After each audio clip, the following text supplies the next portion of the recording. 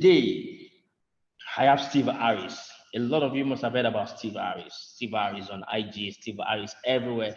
Thanks, Emma. And that's the YouTube channel. You guys should please subscribe. I don't know how I'm going to introduce this big man, but I'll try. Okay. So Steve Harris is the Chief Executive Officer of Edge Execution and the Steve Harris Company. Steve Harris, for those of you that follow him on IG, is fondly called Mr. Ruthless Execution. And it's regarded as one of the African leading business coaches, okay? Is one of the most watched, really. Yeah, it's one of the most watched across the globe. And you've seen a lot of his videos. A lot of people have downloaded his videos, shared it everywhere. It has really benefited me. I follow him a lot. I've watched all his videos, if I must say, and I tell you, it has really changed my life tremendously. Okay, he's been profiled as on Forbes Africa, The Economist, Slate magazine, and has been frequently listed on one of the world's top 100 business coaches to follow on Twitter. You can check that. Steve has helped hundreds of people navigate their business challenges to help them become highly profitable. He doesn't know I'm actually an addict follower, and I've learned my business has grown just by listening to Steve. Thanks, Steve, for bringing the video. Okay, I'm going to unmute you just in a bit. It's the brain behind MBT, not MCTV, MBT Group, Mastering the Business of Your Talent. I believe that in the course of today's program, Steve is going to tell us a bit about MBT. Above all, Steve is God-loving, God-fearing. Every of his videos, I heard elements of God, and this really made me kind of click to him, sort of. Steve has designed, managed, and facilitated several customer service and personal mastery training programs, management programs, and leadership retreats for several organizations.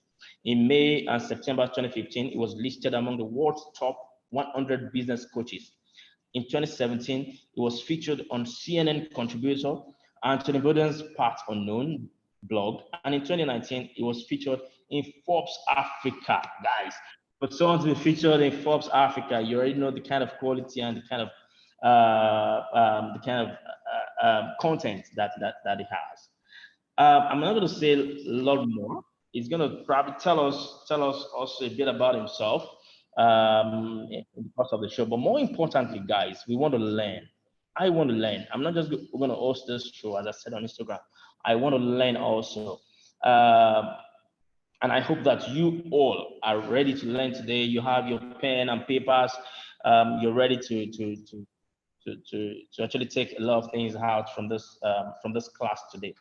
Once again, I say welcome, Masterclass at Tope Bandele Module 7. So let's set the tone. We're going to have a bit of icebreaker for about 5 minutes. So what I want you to do, just go on the comment box again and just type your first name, the city you're joining us from, and what you do for a living. Why do we want to do that? We just want to understand the makeup of our audience today. So who are they? Who are you? We want to know you a bit. So please just go into that chat box. You'll see the chat button there. Just put your first name. Okay, Temi Tope, Lagos.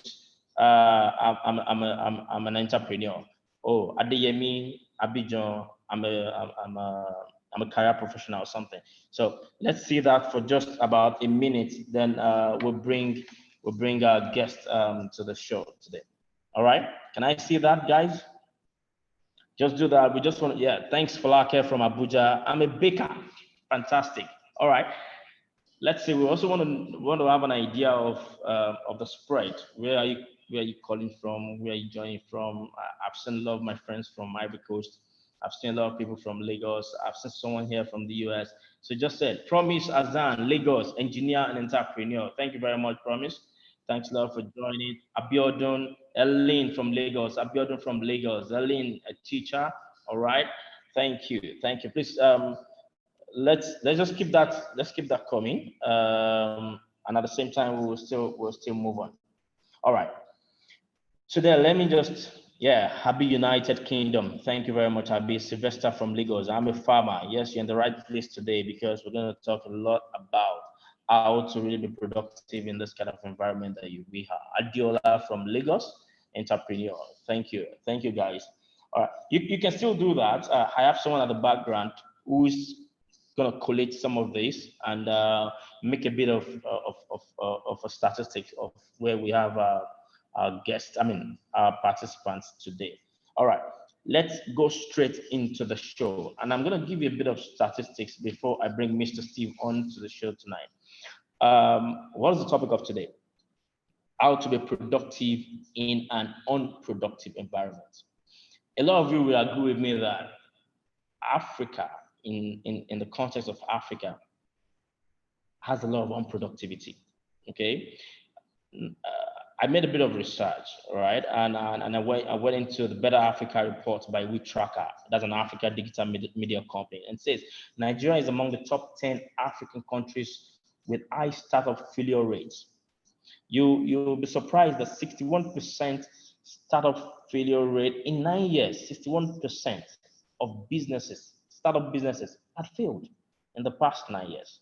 All right, and we have some other countries, so we're not alone. So we have Rwanda, we have Ethiopia, Ghana, Zimbabwe, DRC, Congo, Tanzania, Nigeria, Senegal, Somalia, and Kenya.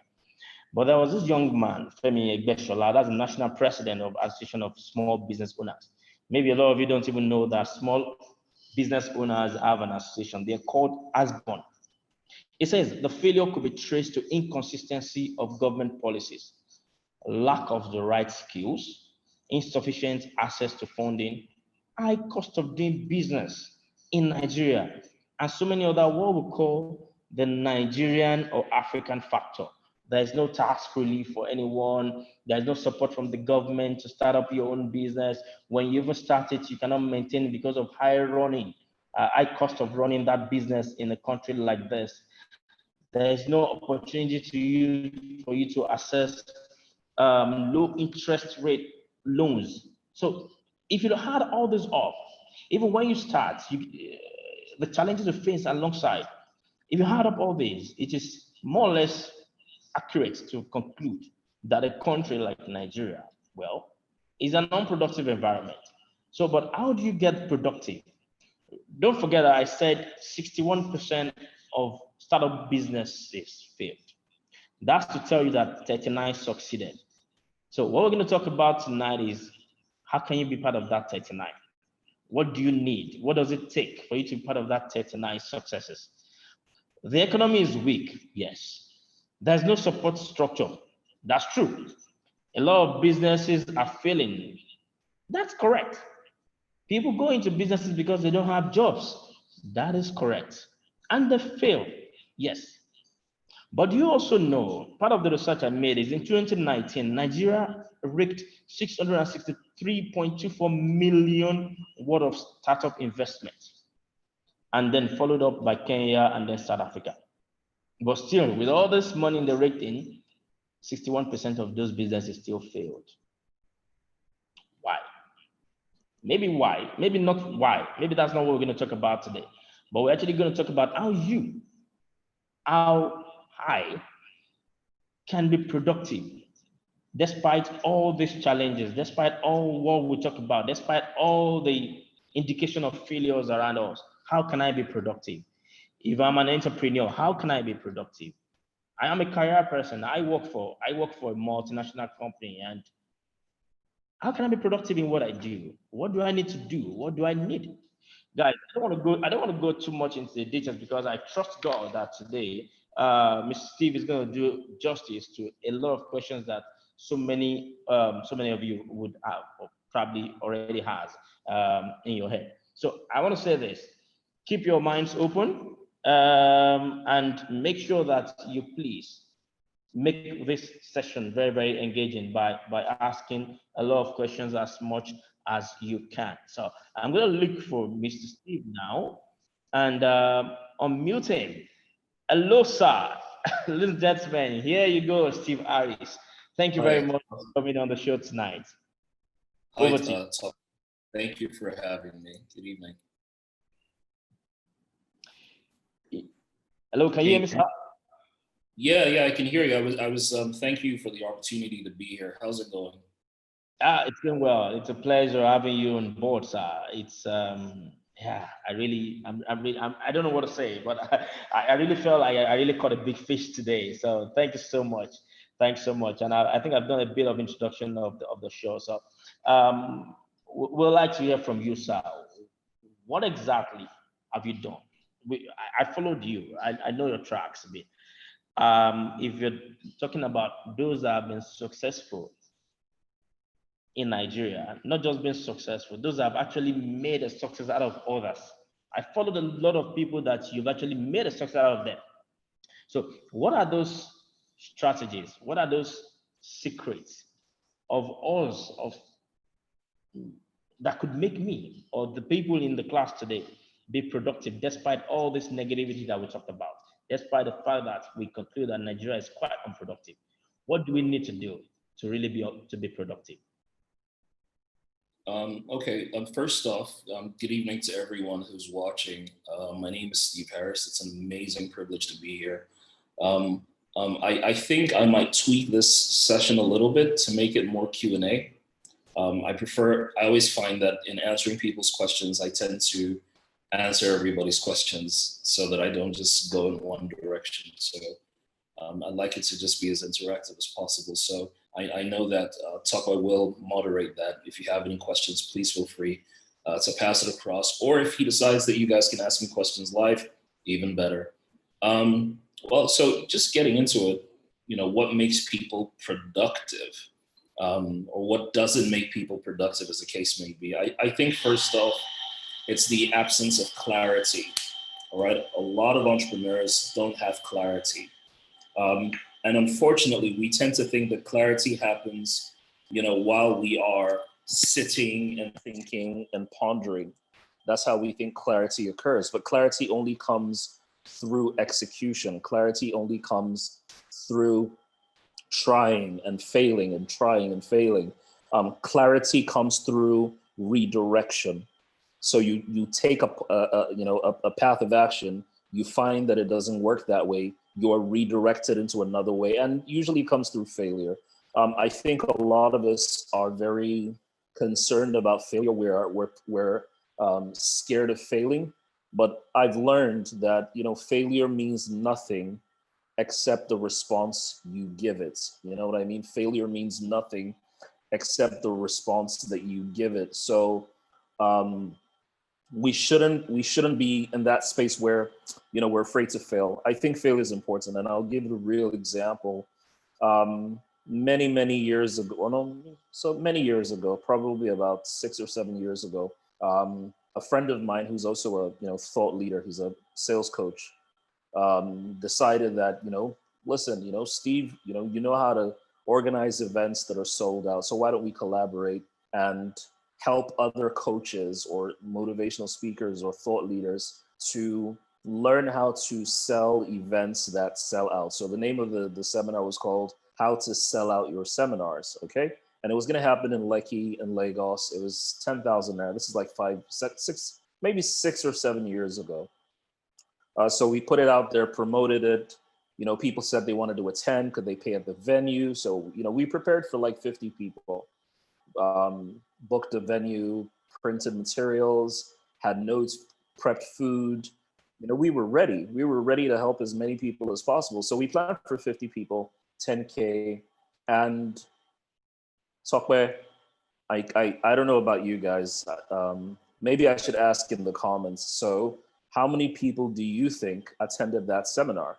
Right? Remember, I am Steve Harris, so I'm supposed to be some sort of a big deal. You know what I mean? Yeah. So do me a favor, drop into the comments and just, what do you think? How many people do you think possibly attended that seminar? I'm not sure I can see any comments. Okay, so I can see Jezreel says 10, Promise says 3. I'm Steve Harris, so you better look at me well. You guys are saying 10, 3. That's small numbers now. Look at my face very well, right? But anyway, the numbers keep coming in. And the long story short was not one person came for that program. Not one person, not one person. For a seminar called How to Sell Your Seminars, We couldn't sell our seminar. So it was quite ironic. It was really embarrassing, really, really embarrassing. But like I said, failure means nothing except the meaning you give it. You know what I mean? So, I mean, I always like to joke that maybe all the coaches and motivational speakers decided to beef me and said, who made this guy ruler over us? Let's show him. Maybe, let's maybe on the WhatsApp group of all coaches, they just said, you know what, we must boycott this Steve Harris. So nobody showed up, right? And I paid for food, we paid for a venue, and it was embarrassing. And like I said, failure means nothing except the meaning you give it. So, we laughed about it, we joked about it, ate some food, entered our cars, drove home, you know. Um, and So, yeah, so so, if I may yeah. ask, what did you do afterwards that particular day, and what did you tell your staff? Well, I mean, to be honest, I think I really did. I think I just told my wife about it. And, my wife she's been with me before I became Steve Harris. So, so she was just like, yeah, whatever. We'll just figure out why didn't it work. So what could we have done better? So maybe that day I just laughed about it, ordered some pizza and ice cream, and lay in bed to feel sorry for myself. And then the next day, I sat down and looked at it all over again. Um, but yeah, so I know it hurts. I know it sucks. I know it makes you feel one kind, like we say in Nigeria. But to be honest, failure means nothing except the response you give it. And I decided to take that failure and give it the response of, nah, I just said to myself, don't, all these coaches, they're beefing me. That's why they don't want to attend. So, but since then, I've gone from failure to success to success. I mean, I started my career as a, so to speak, motivational speaker. When I didn't have any story of success. The guys who were the industry experts were like, the Fela Durotoyes, they still are. The Fela Durotoyes, the Kunle Shorions, the Nia Desonyas, the Larry Olusholas, they were the guys who were the big dogs. They still are the big dogs. But I mean, when they were in their prime, or even though they still are, but when I first came out into the industry, so to speak, they were the guys that they were taught, and they were talking about their successes. And they were talking about how they, made millions and how they turned around organizations. And I didn't have any story of success. All I had was the story of my struggle. And so I was authentic to own my story of struggle. And my story of struggle was I dropped out of school twice. I don't have a college degree, right? Look, I'm not where I want to be, but guess what? Look how far God has brought me. So it's not what you don't have that limits you. It's what you have, but you don't know how to use. And I found out that in being authentic with a message that resonated with me, not trying to be anyone, right? I found a lot of people connected with that because while other people were speaking about success, Steve Harris was speaking about failure. And a lot of people could relate to his failure because they had failed in some way or the other. Maybe they didn't drop out of college. Maybe they had carryovers. Maybe they had a sibling who was in my position who dropped out of school. And then I became some sort of symbol of hope that if Steve could do it, and look at where he is, being not even a one-time, I'm a two-time college dropout. You know what I mean? I'm in a class all by myself. If you drop out of school once in Nigeria, it's bad. Twice, you are pretty stupid, and for me to do that twice and still be a success gave a lot of people hope not to drop out of school, but hope that irrespective of their grades, whether they came out with a third class or a pass or a 2-2, and they were feeling really bad about their grades. Now they met somebody who didn't have a first class. He didn't have a 2-1. He had no class. I had no class, and with no class, I was kicking ass. Allow me to say it that way. So I think to some degree that that resonated with a lot of people. Fantastic. So I'm going to talk to you. I'm going to pick you up on this a bit because a lot of us believe that yes, for us to survive in Nigeria or in Africa, actually, we must have the degree. So I have a nephew of mine right now that refuses actually to look out for a job because he wants to have two master's degree before he start looking out for a job. Um, so what do we need in Nigeria? I'm sorry, guys, for those of you that are not in Nigeria. Well, a lot of you are Nigerians, so I'm trying to be quite basic about Nigeria. So what do we need in Nigeria to really break out? What do we need to really stand out? You've talked about your story. It's not about the education. It's not about the degrees that you have. What exactly do you have, Steve? What made you different? Sorry, I'm going to be a bit personal about you because I followed your success tree. Um, Without the class, without the degrees, what do you have? My good looks. I've got good looks, really good looks. Son of a gun. Yeah. No, but I think to be honest, it's while education is important, and let no one get it twisted. Don't be a fool. Stay in school. You know what I mean? If you're in school, Mm, school. Don't be a fool. Stay in school.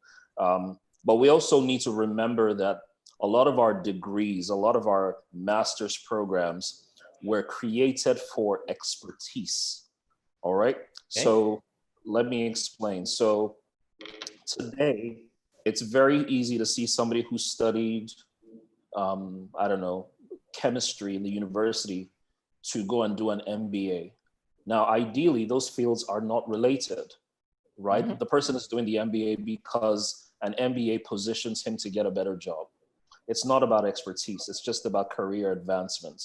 Yeah. So if we think about it in, when education, perhaps with, let me give an example. So a lot of these master's degrees and doctorate degrees came about because let me say in the Middle Ages or in medieval times, or let me just say in the Middle Ages, um, people were trained to be experts in certain areas. So for example, a family, maybe a father may decide to be trained as a blacksmith, right? And then he passes the blacksmith business to his son.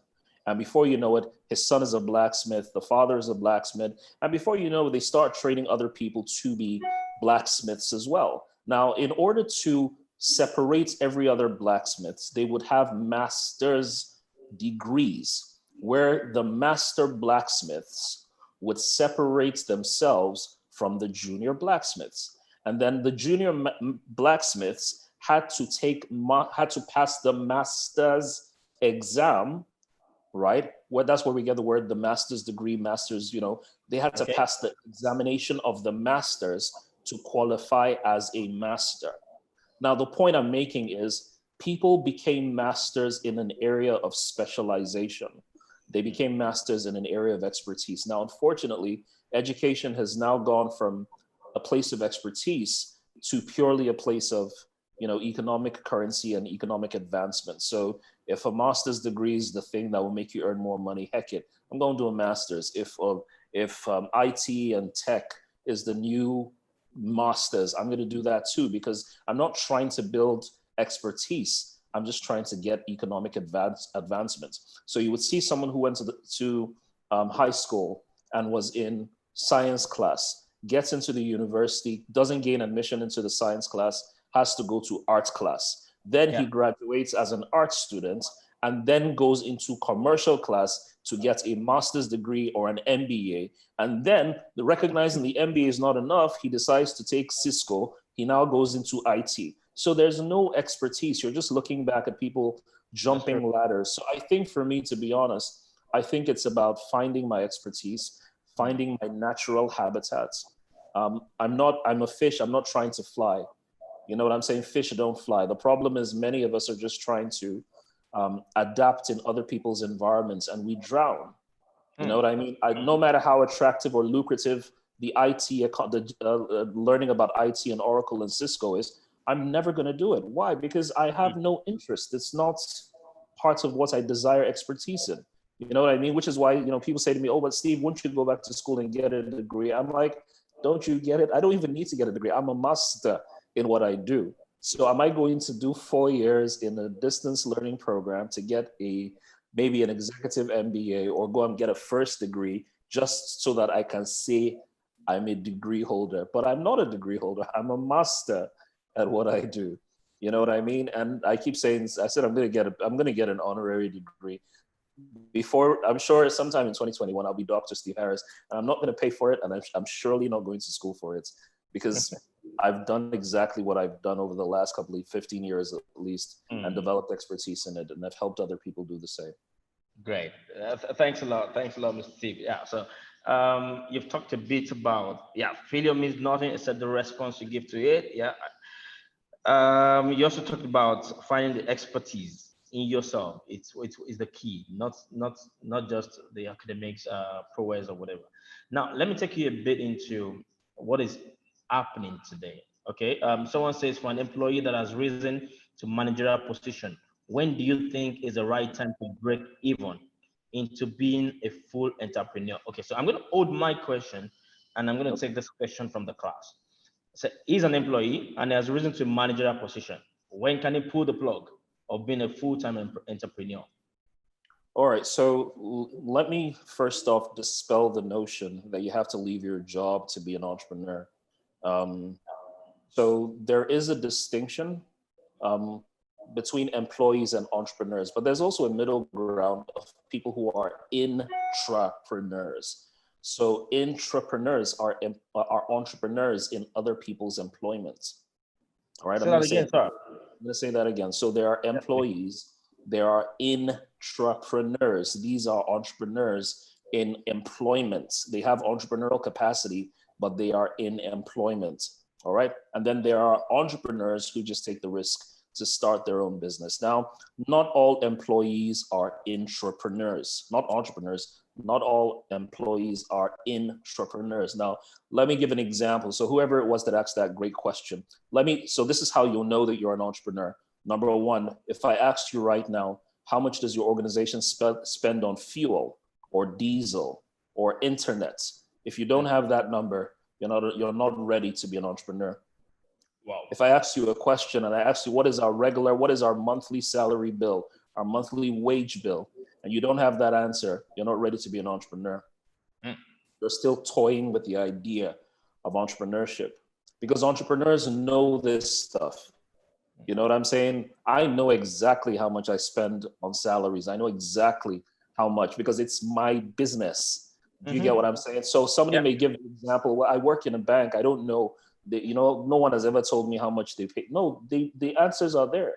If you look at let's say you work in a bank, if you look at your bank's financial reports for the year, their audited statements, it's there. Yeah. But if you don't look, you ain't gonna find it. You know what I'm saying? So if you don't know, for example, let me tell you another reason you're probably not ready to be an entrepreneur. If you are only good on your job, but you don't understand the business, you're not ready to be an entrepreneur. Let me say that again. Yes, if you're sir. only good at your job, you're great at your job, but you don't understand the business, you're not ready to be an entrepreneur. So let's give an example. You may be a fantastic customer service representative in your organization. You know how to smile. You got a great personality. You're the face and the smile of the organization. But if I asked you, how does the organization market? You don't know. How do we advertise? You don't know. What's our hiring policy? You don't know. What's our firing policy? You don't know. What's our compensation and benefits policy? You don't know. How do we negotiate? You don't know. If you don't have the answers about all those things, you're not ready to be an entrepreneur, because entrepreneurs will know one thing about everything, and then they'll know everything about one thing. All right. So you will know one thing about everything. So you'll know one thing about HR. You know one thing about wealth management. You'll know one thing about every other department, but you know everything about your own responsibility. If you can't answer that question, sweetheart, don't leave your job right yet. Stay where you are. Now, that's it. And I think this takes me to the question I was about asking. So thank you for the person that asked that question. So today, every one of us know that things are hard. Okay, in Nigeria, because of the COVID-19 pandemic, not just in Nigeria, a lot of people have lost their jobs. And the question, I was talking to one of them, one of those that actually lost their job about 3 weeks ago, and we're chatting and talking. And it was like, no, they ate me. My boss didn't like me. And the question I asked is, why you? Right. You're coming laid up people, right? Why must it be you? Okay. So I want to pick your brain on this. That in establishments, in companies, you've actually talked a bit about it. That when you don't know things around you, you don't know about your company, then you're not ready to be an entrepreneur. Apart from being an entrepreneur, what exactly makes people stand out? What makes them different? What makes me the preferred candidate in an interview? I tell you, it's tough today, but people are still getting jobs. And we're talking about an unproductive environment. But sir, do you know that this is the same period that some people made double digits, triple digits of their growth in their businesses? This is the same Absolutely. period that some companies are smiling to the bank today, while some companies are shutting down. So we want to learn, we want to know, sir, what exactly do we need to know, or what do we need to get, information we need to get to actually be on this other side of the rock where we are not shaking. When the boat is really rocking, we are not moved. So what exactly do we need to know? Let me say this. Any employee or any entrepreneur that Yeah. knows how to make money for their organization will never be fired. Say that again, sir. Any entrepreneur or employee that knows how to make money for their organization will never be fired. Hmm. So the problem is your organization, no disrespect to anyone who's been laid off, but from an economic standpoint, your organization considers you a cost to the company. So when they're thinking about you, they're thinking about how much they're paying you as opposed to what you're bringing in. They can't see what you're bringing in. They can only see what you're costing them. You know what I mean? I mean, I hear employees, let me differentiate now because they're not entrepreneurs. I hear employees say things like, I don't like to market now. They just give me target. I just don't like to market. Don't you recognize that your organization is paying you to build a skill that you probably didn't have? Your employees are paying you, your employers are paying you to build a skill that when you leave the organization, they can't say, give me back the training I gave you. I've given to you. They can't say, give me the network I've exposed you to. They can't say, give me the skill sets that I've given you. So somebody will spend 5 years or 7 years in an organization. And when it comes to marketing or selling, you know, they think it's optional. But then you want to start a business. How the hell are you going to sell? Your business is going to be, that's it. You're going to sell from morning till night. If you are, you know, you don't become a fantastic entrepreneur by being an average employee. You know what I'm saying? You don't. The guys who you see that are running things, these guys understand it. They've learned the business. They've learned the business. They know where the money is. They know how to get the money. So unfortunately, a lot of people just, you know, they don't have the skills. They're not ready to market. They think it's optional. They hide behind operations. It's great to be an operator, but you got to know how to get the money. You know Yeah. what I mean? That's what it is. That's what keeps your lights on. That's what pays your bills. If you don't know where the money is at, you don't know how to convince your customers. That's what it is. So your employers will rarely fire people that earn money for them. Absolutely. Wow. And I like what Diko Ekondao says. It says, in addition to that lovely statement, sir, any employee who knows how to help the organization save costs won't be fired. That's True. true. Wow. True. There are four things your organization expects you to do, but two are the most important. Tell us, sir. Number one, they want you to be able to help them make more money. That's the most important. Number two, they want you to help them save more money. Number three, they want you to help them grow their market share. And number four, they want you to help them grow their brand. So number one. Sorry, sir. Eman, can you please put that? Help us type that out. Sir, can you please take it again? I need someone to type it on the chat box as well. Yeah. So they want you to help them make more money. Make money. They want you to help them save money. They want you to grow their market share, their share of the business.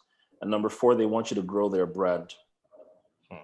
Those are the four things. You don't do any of those four, you're screwed. But number one is the most important. To make more money. That's why you're hired. So in reality, it's number one, number three, number one, number three, number two. No, number one, number three, number two, number four. Yeah. Number one, number three, number two, number four. Your organization need you to make more money for them. Then number two, they need you to save more money for them. Then we go to number four, they need you to help them grow their market share. Then the third one. Then grow their brand. Grow their brand. So it's 1, 3, 2, 4. So make more money, grow their market share, save more money, grow their brand. Wow. In fact, it's 1, 3, 4, 2. Make more money, grow their market share, grow their brand, save more money. So if my day-to-day activity, my 8 to 5, doesn't really link to any of this, then I'm wasting my time. You're wasting their time. That's what it means. And You're wasting their time and you're wasting their money.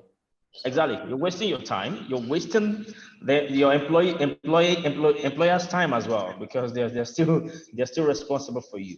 And this is the kind of conversation I go into also when I engage people, probably during media review, end of the year review.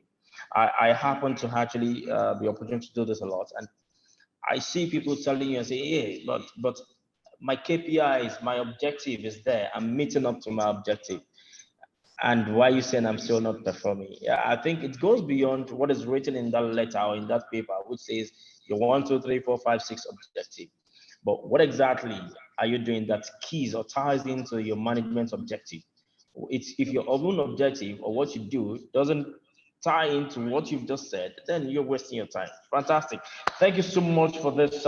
Then I'm going to take you guys. Please feel free to drop your questions. Steve is here for a while to still take more questions. Now, let's come back to the environment itself. All right. First, do you believe that Nigeria is unproductive in terms of the environment? Do you believe that? Not really. I mean, I know that there are restraints, and I'm not going to be oblivious or insensitive to the fact that people have challenges. But the truth is, I think most people have a certain paradigm concerning making money. I always say it like this, the bigger the problem, right, the bigger the solution, right? The bigger the solution, the greater the value placed on the solution. The greater the value, the bigger the money you are paid. And the bigger the money, the bigger the boy or the bigger the girl you are. So the bigger the problem, the bigger the solution. Bigger the solution, bigger the value. Bigger the money, bigger the value, bigger the money, bigger the boy. So I think that Nigeria has tremendous problems. Therefore, there's tremendous solutions. Therefore, there's tremendous opportunities and value to make you rich. You know what I mean? So, but if you don't see it, right, you're going to miss out. I remember a couple of years ago, I think it was under the Lagos state government. I think it was Fashola that was governor, and he had instituted something called waste to wealth, right? Yeah. And what he wanted to do, if you remember, what he wanted to do was to make the city cleaner, but he wanted to empower people by getting them to clean the city. So what he did, if I remember watching it that day, they had hired guys to just go to dumpsters and pack refuse. Anywhere you saw dirt, just pack it.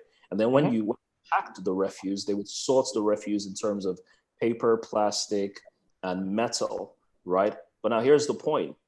Who did the refuse? Who went to pack the refuse? It was the Nigerians.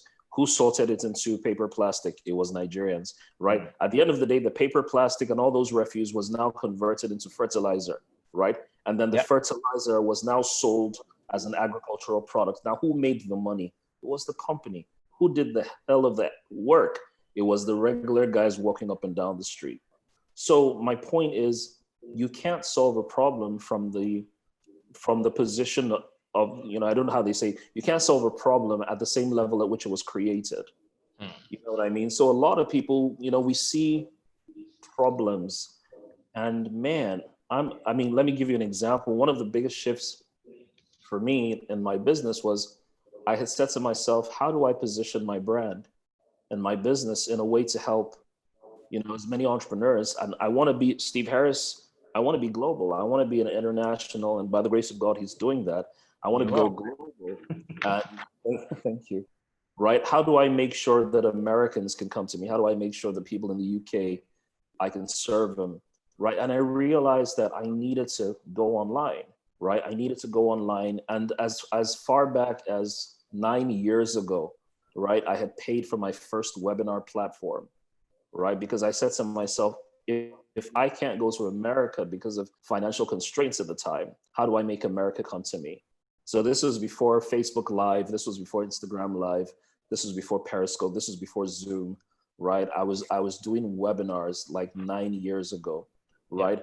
I was already positioning my business to say I wanted to reach the world, You know what I mean? And just doing that deliberately, which means that I had to start saying no to certain speaking engagements. I had to start saying no to certain opportunities because I realized that good was the enemy of great. You know what I mean? Good was the enemy of great. You know, one of the things that changed my perception as well was when I started charging in dollars, and this was several years ago. And I said to myself, I mean, no, you know, yeah, I can make $1 million to speak for an hour, or $1 million to speak in a day, but $1 million is only, well, currently $1 million is $2,100. That is not money. That is not money. So I may be locally rich, but I'm globally poor. You know what I mean? So that doesn't make any sense.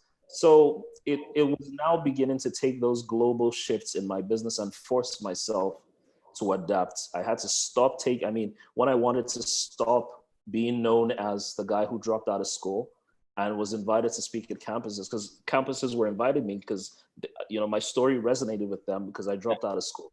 But I wanted to be taken a little more, quote unquote, seriously. I wanted to be known as this business guy because I had management consulting experience of about 15 years. So in order for me to stop being recognized as the guy who dropped out of school and stopped getting invitations to go to schools and churches, was I stopped accepting it. The moment somebody sends my office a message and says, "Oh, we would like Steve Harris to come," and when I see the words "share his story," the answer is, the moment they say, "Oh, we want Steve's going to share his story," the answer is not. I told them, I said, if anyone says share his story, college dropouts, we're not going. And they used to pay me, at least small. They used to put the lights on. They used to put the bills in the fuel and gas in the car. But I realized, I was like, nah, man, I'm not going to do that anymore. And the moment I started saying no to that, I started saying yes to what I really wanted. And that changed a lot. Great, fantastic. So I think it's a lesson to every one of us here. I have a full note already. First one I picked from the last things you said is first you need to invest in yourself. So a lot of us actually want the freebies all the time. You want to be great, but you're not ready to really put in that investment. I don't do I, free stuff. I don't even do free stuff. The only if I'm gonna do free stuff, maybe I'm doing an Instagram live, and the only reason I do it for free because I can't charge for it yet, right? But I don't do free stuff. You know what I mean? Absolutely. That's what it is. Yeah, great. And I think that's also a great lesson to me because a lot of time we always believe that yes, like someone said when you tell me that, oh, why I charge you $100 and you say why is it not 50, and I'm telling you because it could have been 200. When you tell me others are doing it for $50, I said okay, fine, go to that person. But for what I do, it could have actually been 200, but I'm still charging you 100. So we need to really carve a niche also for ourselves. That's one thing I also pick in what you just said again today, which a lot of entrepreneurs, a lot of business people, a lot of career people have not done. They just want to do everything that comes their way. They just want to jump into one business or the other. You see your friends posting stuff online. She's selling shoes today, tomorrow. You're already sharing WhatsApp statuses of shoes. Yeah. And the next time you saw another guy another lady putting earrings on a weighing scale, you went go ahead and buy the weighing scale. Then you say, no, my business crashed in 24 days, in 30 days. Why won't it crash? Crash because you don't know what you want to do. And I think that's really a great one. Thank you A so lot of much. people, a lot of entrepreneurs are not entrepreneurs. They're traders. Ha. They're traders. A trader will pick any product to make a sale, right? An entrepreneur is focused on their brand and their business image. So think about it this way. A lot of traders, quote unquote, jumped into the COVID frenzy by Yes. selling sanitizers and masks. And of course, people needed them, you know, sanitizers and masks. So people who did that, they made a lot of money until the market was saturated. But think about it this way. The people that were loyal to their brand didn't do that. So for example, did you see a bank like GTB? Do they sell sanitizer? No ways. They didn't sell some. They could have decided that Omo, sanitizer is the will. Let's do a sanitizer branch. They didn't do that. They said this is not our corporate ethos. This is not why we Yeah. were set up. We are not traders. We are entrepreneurs. We're building a brand. Therefore, we will not do everything. We will do the problem we are sent to solve. And I think that's the mistake that many entrepreneurs are making. Fantastic. Wow. Thank you so much, Steve. Guys, please drop in your comments, drop in your questions. Someone says traders, not entrepreneurs. This one weak me. Oh. Yes, that's actually true. There are a lot of traders that are actually forming to be entrepreneurs. All right. So I'm gonna take you a bit now into MBT. What is MBT? How can I benefit from MBT? I've seen a lot of videos, alarming testimonies, and it takes me back to investing in yourself. I'm a corporate. A lot of times too, I see all those things online. I say, oh, $200, $500. I don't go for them. But I've learned my lesson in the past few months that yes, you are who you are if you invest in yourself. So tell us about MBT, Steve, and how can we benefit from MBT? Well, MBT means mastering the business of your talent. It's my signature program that I've been running now for well, I've been teaching the concept for about 9 years, but I've been teaching it online for about 4 years, right? And for me, because I started teaching it because I had gone through something in my own personal life. So in 2010, I left my job on, divine instruction. And at the time I left my job, my wife was pregnant, my rent was due, and I had maybe 20,000 naira in my account. So that was the most terrible time to to obey God. I mean, the day I obeyed, so I mean, he probably told me to leave maybe in June, and I left in October. But the day I finally accepted to leave in October, I had 20 grand, and Wow. all these things were, everything that could go wrong went wrong. And I was the head of our consulting group. I was like the deputy CEO. Um, Things were going well, and leaving, again from the place of integrity. Nobody sent me, but I thought it was the right thing to do, and I still stand by it. Was I decided not to compete with my organization for a period of a year. Okay. So even though we were consulting and I was the head of the consultants, when I left, I didn't connect with any of our clients to give me business, which I could have done. But I kind of felt like, nah, you know what? If you're really as good as you say you are, you should be able to find new clients, not take your boss's Fine. existing client. And my boss, at the time was the very legendary Fela Duratory. Um, and so I left, and I started what I was doing. And I remember by the third day of sitting at home with my pregnant wife, I had exactly 17,000 naira. So I knew I had 17 days to turn my life around. And sitting at home, looking at my wife's tummy getting bigger, rent getting closer, I sat down and I was like, Lord, you've really got to help me. What am I going to do? And he said those words again, that it's not what you don't have that limits you. It's Mm. what you have, but you don't know how to use. So, so he asked, so if you would like to make any amount of money, how much would you like to make? So I wrote down 88 million naira. I said, I'd like to make 88 million naira in 1 year. Whoa. Sounded great. So I had 88 million naira in heavenly places in my heavenly accounts, but I had 17K in my bank account, and I didn't know how to draw down on that. So I started writing down my talents, my giftings, my abilities, things I had expertise in. So at the time, I had 6 years or 5 years experience as a management consultant. I wrote that down, and I attached a financial goal to that. So I said, Mm. if I start a consulting business, how much would I like it to make? So I said maybe 50 million naira, and my justification was, if I got 10 clients to pay me 5 million naira over the course of a year, I'd make 50 million. I had this idea to write a book sharing my story about dropping out of school. I figured I figured I could sell 1,000 copies, sell 2K per copy, make 2 million bucks. So I broke it down, 88 million naira. And long story short, I mean, I didn't have an office. I didn't have anything.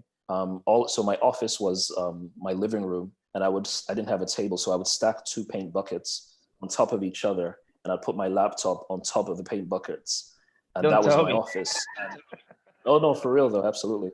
And that was my office. And Wow. again, like I said, if you're a crappy employee, or an average employee, you will never be a great entrepreneur.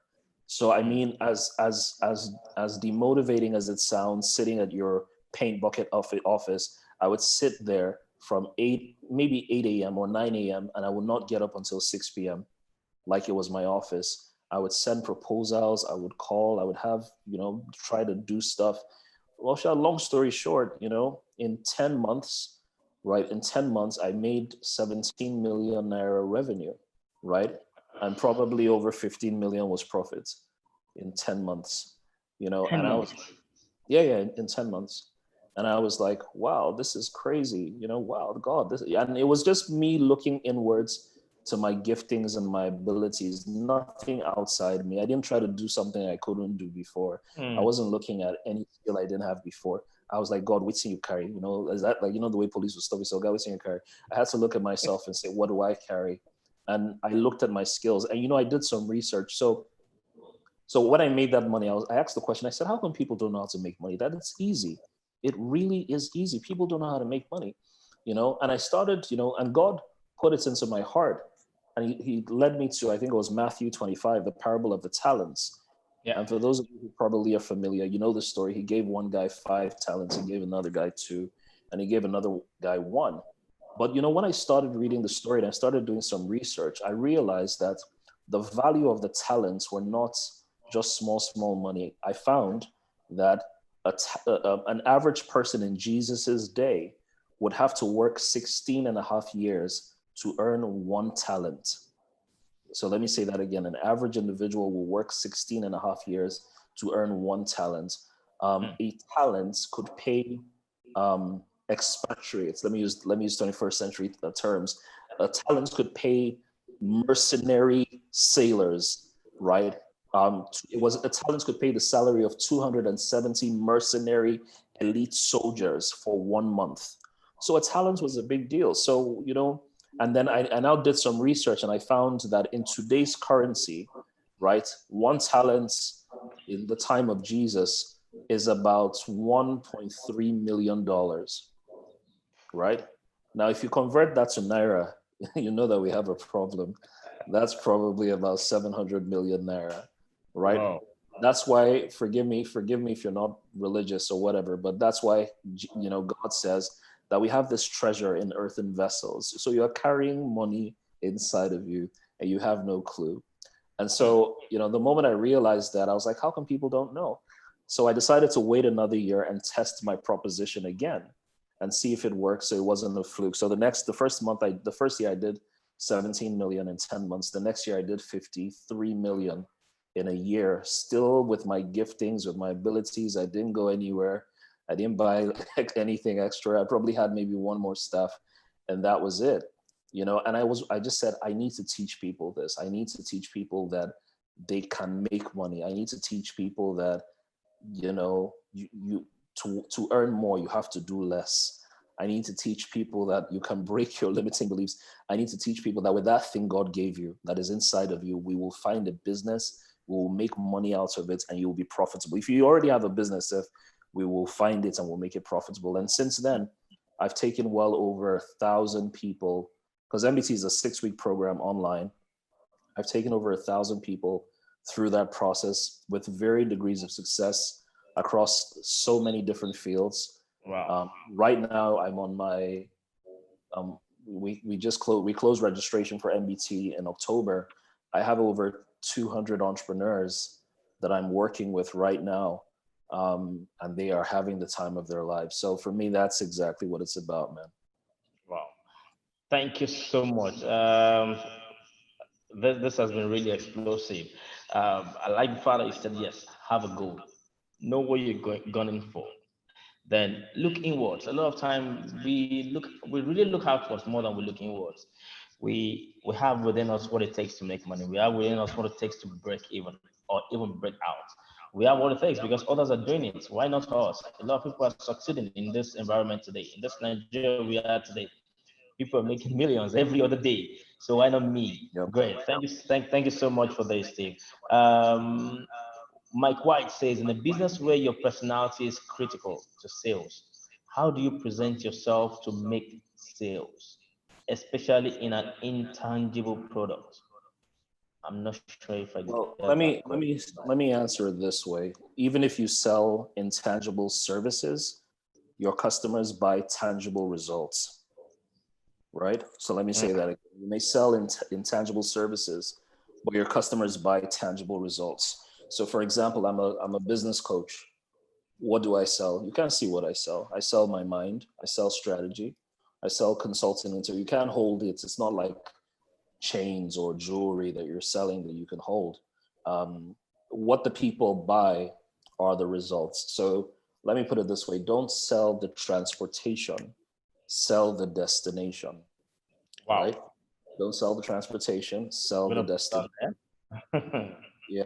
So why are people, what do they want when they buy from, and this applies whether it's a product or a service. What is the destination? What are people trying to pay for? What do they want? So let me give you an example. You don't sell hair. Your customers don't buy hair just because they want hair. What they are paying for, the destination is attention. They want people to notice them. So your hair is the transportation. The hair you sell is the transportation. What they want is the destination. They want to walk into a room and people are saying, Zainab, this your hair is fine. Where did you get it from? If Zainab walks into a room and no one notices her hair, Zainab is going to feel like the hair is fake. She's going to feel like she just wasted her money because nobody noticed it. That's what she pays for. So if you're busy selling hair and you're saying 24 inches, Peruvian, Brazilian, and all the other nationalities of the hair, that's not what people are buying. What they are buying is hair that turns the heads of other people. You know what I'm saying? They want to walk into a room and everyone turns around to look at their hair. That's what they buy. No one buys Victoria's Secret's lingerie because, oh, the lingerie is comfortable. No, they buy Victoria's Secret's lingerie because they've been sold a picture that you are sexier in Victoria's Secret's lingerie and that you are an angel. You know what I mean? So you ain't got no lingerie. If you wear Victoria's Secret's lingerie, your man will not look at any other woman. That's what it is. You know what I mean? So you don't get that wearing the regular underwear that ladies wear. So that's my point. So don't sell the transportation, sell the destination. Fantastic. Thank you so much. Thank you so much, Steve. Wow. We can go on and on and on and on, and we may not leave this place today. I have 12 minutes left. I know you have a very short time, but I don't know if anyone still have any question in the class. If you do, please drop it. Steve, I don't know who, maybe any one of your staff could actually tell us how we can link up to this program. How can we register? um, How can we get to MBT group? Right? well, I mean, just go to the link in my bio. Go to Okay. my Instagram. So that's at I am Steve Harris. That's IAMSTEVEHARRIS. If you go to my page, you will see a phone number. You can dial the phone number, or you can send me a DM. I will respond, or you can send an email on the contact page. It's there. Just go to my bio on Instagram. It's all there. At I am Steve Harris. Fantastic. Thank you so much. I know you're a very, very busy man, so I'm not going to keep you for too long. But once again, I really want to say a very big thank you. Thank you. This is really an honor to MCTV. This is an honor to me as an individual. I will never forget this in a hurry. Thank you so much. I'm so grateful. And on behalf of every one of us in class, over 30 people are in class today, we say a very big thank you, Steve Harry. So please, guys, follow I Steve still have Harry. 10 minutes. I still have 10 minutes, so there's no hurry. I still have 10 minutes. We still I have still 10 minutes. So, guys, yeah. I think I should do something. Maybe I should just unmute everyone, and let's see if you are willing to ask direct questions to Steve Harris. Please do so. Let me see how I'm gonna do that.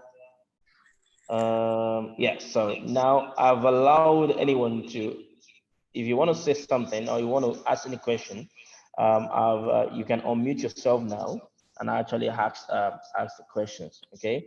But while you would do that, Steve, when you started on those paint buckets, did you ever know you were gonna make it? Oh, absolutely, absolutely. I never had any doubt in my mind. It was never a doubt of if. It was a matter of when. So there was no doubt in my mind that I would be successful. And I had no choice. You know what I mean? There was no, I remember at the time I left my job, I was still a college dropout. I am still a college dropout. So I You're didn't proud have, of that. very proud of it. I didn't have, you know how it is, I couldn't go to organizations and send in my CV because I didn't have a CV. I had a profile. You know what I'm saying? Yeah, There's a difference between CV and profile. Your CV is all the things you want to do, but you've not yet done. Your profile is all the things you've done. you've done. You know what I mean? So, but at the time, I didn't have a CV. I couldn't say, I mean, I went to the University of Benin and dropped out in my, second year and, second year 300 level. There's no place in your, when you're filling your resume and you do, I just attended some college or University of Benin from here to here. There's when they ask you, what did you graduate with? You're like, I didn't graduate. So you can't even put it there. So to be honest, the highest level of, let me use the word, formal education I have that is on my CV is really my SSC, to be honest, because I really can't put my university days of getting kicked out and in and out and dropping out of school twice. Doesn't make any sense. So that there's a gap there, So I had no doubt um, about if I would succeed. I had no choice. I had to succeed. My wife was pregnant. My bills were mounting, and I didn't want to take the beaten path of not taking the chance on myself. I figured that what, if I bet on myself, I'm going to win. I'm investing, and that's that thing about investing in training and knowledge and development. Um, you know, Even if I didn't have it. But I thank God for the wife I have, who was always very supportive because she knew that investing in my mind will change our money. You know what I'm saying? And that's the Yeah. problem because a lot of people don't. You want to change your money, but you've not changed your mind. You know what I mean? So let me give you an example where we're doing something where in the first week, we're just finishing the first week of MBT. It's 6 weeks. And one of the challenges that I gave everyone on the program, over 200 of them, I told them to all go to a car shop. I told them to go to a car shop like Coscharis or Hyundai or Kia. And I said, go to a car shop, go look at the latest models of cars, sit in the vehicle, tell them they should take you on a test drive. Most people, they were like, which lever am I going to use to enter there? Because most of us have never bought a brand new car. Most of Yeah. us, Tokumbo is not even Tokumbo. It has another name. You know what I'm saying? So to break the limiting belief to go to a car shop, you know what I mean? And then sit in, and tell them that you want to take a look at the car, even though your bank account is 30K and the car is 30 million. They don't know how much it is. Sit there, experience it. Another thing I told them to do was go to a 5-star restaurant, go to, and I mentioned Transcore, the Intercontinental, the Radisson, Eco Hotel, go there and go have lunch and send me the receipts. You know what I mean? I want to see the receipt. If you can't see, if you can't demand what you don't deserve. Yeah. You know what I'm saying? Yeah. You can't And you you cannot can't live in demand. that picture you cannot see. Exactly. You just can't demand what you don't deserve. So until you realize that your mates are doing this thing, your mates are buying these cars, they eat here every day. This is the first, your destiny has never allowed you to enter here because you have a limiting belief that you say to yourself it's too expensive. And guess what? Because you say to yourself it's too expensive, you will automatically prevent your family, your children, your genealogy from ever experiencing that thing because you have a limiting belief that you're not aware of, that is stopping you. So you can't change your money until you've changed your mind. Wow, fantastic. You can't change your money until you change. And this is really great. I had to carve. We have to carve this topic today to actually be able to change people's mindset. That yes, it could be tough. It could be a rough Nigeria, but yes, you can still see the green light. You can still make it in this tough situation. You can still make it and survive. Not just survive alone, excel. I think there's a noise coming from somewhere. Maybe I have to mute everyone back again now. Yeah. So thanks so much for that. I see someone raise Ellen Oluwole. You mute somebody. I think maybe you should mute everyone. There's an echo, except, yeah. Okay. Yeah. Better. Is it better now? Yeah. Okay. Better. Yeah. Ellen, can you ask your question now, please? Hello, good evening, Steve. I Hi. actually just sent you a direct message. So my Oh, talent, okay, I want you to just give a little direction with this. My talent is in singing, making people happy. I'm quite humorous. okay. How do you multiply that talent? Well, Those are the things that comes to me naturally. the simple answer is follow the money. Follow the money, because I tell people that mastering the business of your talents is 20% your talent, but it's 80% business. You know what I mean? So if there's no business in what you're doing and you can't show me the money, I would advise you not to follow that as a path, right? And I don't mean that from the perspective that it's not valuable. I just mean that from the perspective that there's no demand, therefore there's no supply. You know what I mean? You've got to be able to create desire for the product that you are offering. So before there's demand, you must create desire. So yes, you can sing, which is fantastic. Yes, you're humorous, which is great. You now need to be able to ask one fundamental question. Oh yeah, where's the money? Right? Is anybody currently asking me to paying me to sing? If the answer is no, I will tell you in MET, shelve it.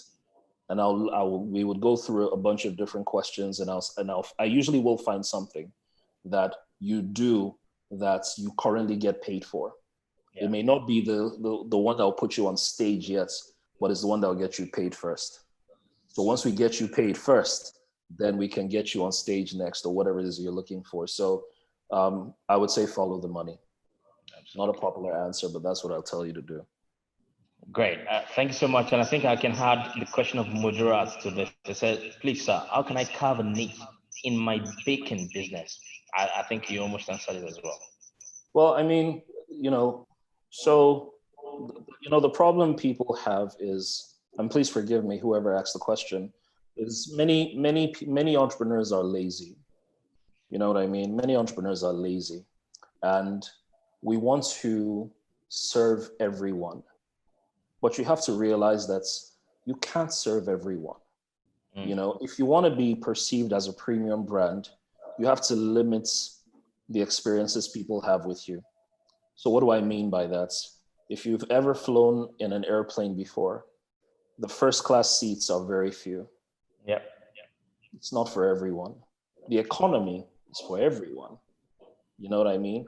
But first class isn't. And in fact, if you check it out, you might be very surprised that the profits that they're making on the first class seats, or the total revenue of the first class seats, is probably a significant chunk of the total revenue of the economy seats. Yeah. So the reason I said many entrepreneurs are lazy is you may be trying to attract everyone. So for example, who's to say, let's say you own a bakery and you sell bread, for example, who's to say that instead of making the regular everyday agege bread, or whatever we like to call it, right? You might decide, your bakery is only going to make flavored bread. And that flavored bread is not for everybody. We're only going to do 300 flavored bread every day. We don't sell agege bread. If you want agege bread, go and meet that guy next door. We sell flavored bread. But the reason my friend, whoever has asked the question, will not do that is that she'll say to me, but we'll be losing money. We have a bakery, we could have done agege bread, and we could have done this bread. And yes, you could have. But the question is, should you have? Do you get what I'm saying? Because now automatically you've now entered the space of all these guys who are selling agege bread, and they can drop the price. They can do this. There's nothing that differentiates you from them. Think about, let me ask you this way. Pure water in a sachet that we buy in traffic, or we buy to drink and all whatnot, why is it that they all look alike? Have you ever looked at the label of the pure water and looked at the NAFDAC number? No. Have you ever looked at where it was produced? No. Why? Because it's just pure water. But who says that pure water, for example, instead of being put in the square pure water sachet, who says it shouldn't be put into a triangle sachet? It's still pure water. But then all of a sudden, you're the person who's selling pure water in a triangle. Other people are selling pure water in a square. Automatically, you have differentiated yourself, right? So my point is, do you want to create a brand, or are you just a trader? Do you get what I'm saying? That's what it is. And that's how you niche, because you now separate yourself from everybody else and you say, no, no, no. When you're niching, it means you are saying no to a lot of people. Mm-hmm. And then you are getting maximum returns from the people you've said yes to. Do you get? So if you're niching, you're saying no to a lot of people, but you're getting maximum returns from the people that you say yes to. So I don't coach everybody.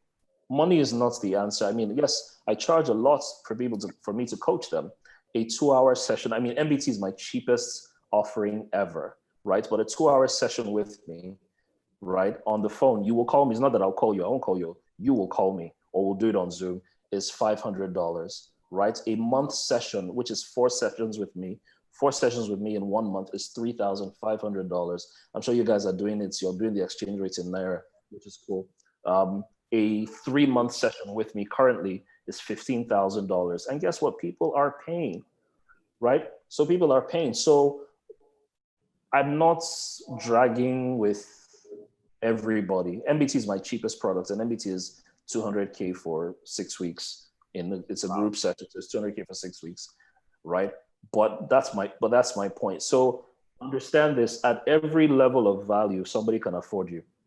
Mm-hmm. At every level of value, somebody can afford you, but you have to speak the language of that person. Let me end by explain. Well, okay, I still have 8 minutes. Let me explain it this way, right? If you're paying for transportation, right? There are let me explain this way. There are 3 levels.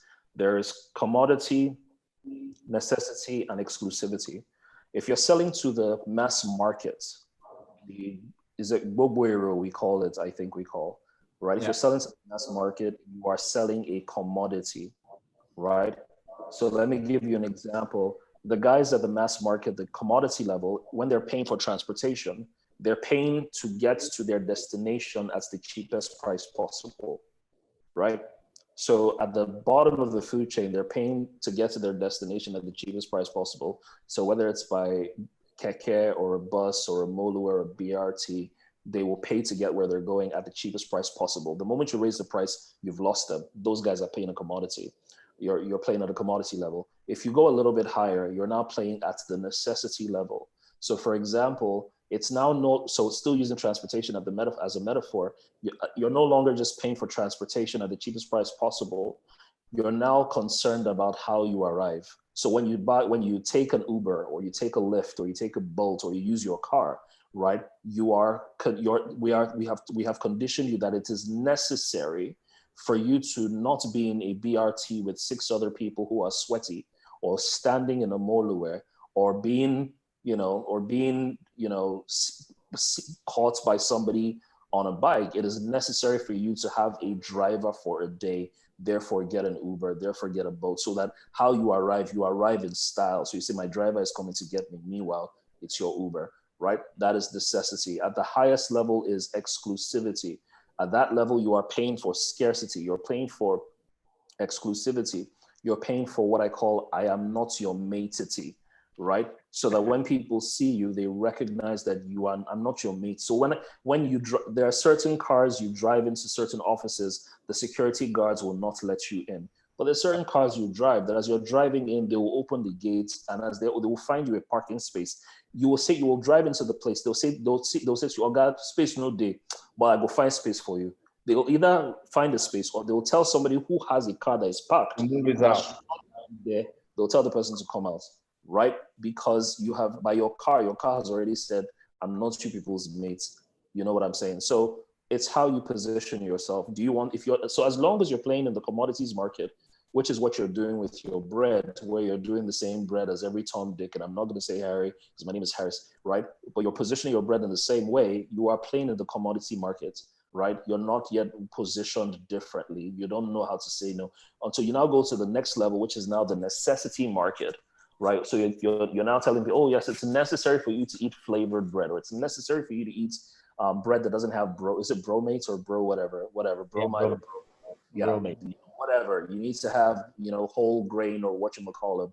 But then you can now sell to the highest level, right? And those guys can be a lot more. Those guys that will now order bespoke bread, right? And those guys will place their order to say, please, can I have this kind of, I want whole grain bread with medium this, with a pinch of butter and a little bit of pistachios. And then you're making bespoke bread and you're delivering to those people. Same bakery. So you have the VIP section, you have the Bugwero section, and you have the VVIP section.